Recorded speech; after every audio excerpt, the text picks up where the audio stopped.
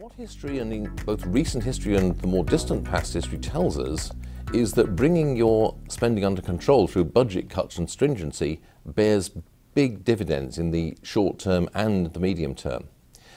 Obvious case is Canada. Canada's public finances in the 1990s were in a truly terrible mess. They took drastic action. They imposed across-the-board 10% cuts when Paul Martin was the finance minister in Canada under the Liberal Party government at that time.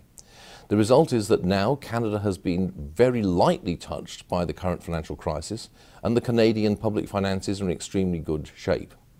Another example is Sweden, where various steps were taken by both the non-socialist and socialist government during the 1990s to address the then parlous state of the Swedish public finances.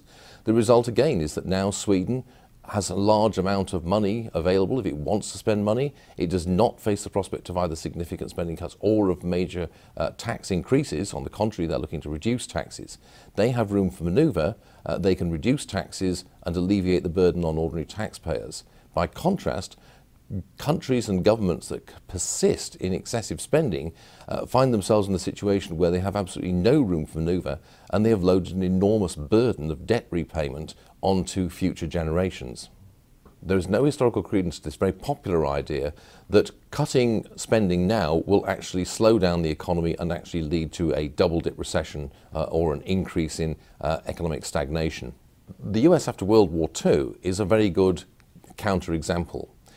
It's hard to realise now, but there was widespread expectations in the United States in 1945-46 that once the war ended and the military spending came to an end, there would be a return to recession or even the Great Depression.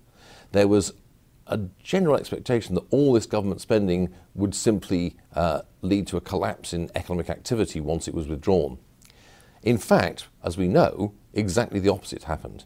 As the defence spending of the war years was wound down and government was pulled back in other ways as well under the Truman and then the Eisenhower administrations, the result was an enormous period of sustained growth in the United States and indeed in other countries which also went through a similar process. The evidence of countries that have made major reductions in public spending, such as Canada, New Zealand, a number of other countries, is that in fact economic growth accelerates after major reductions in public spending.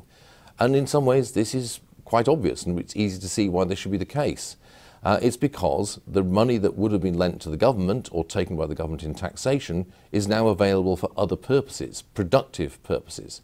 There's also the fact that people are more confident about the future because they no longer fear future tax rises in order to pay for the debt that's currently being accumulated. And as such, they're more confident to make productive investments and undertake activity that's going to create more wealth.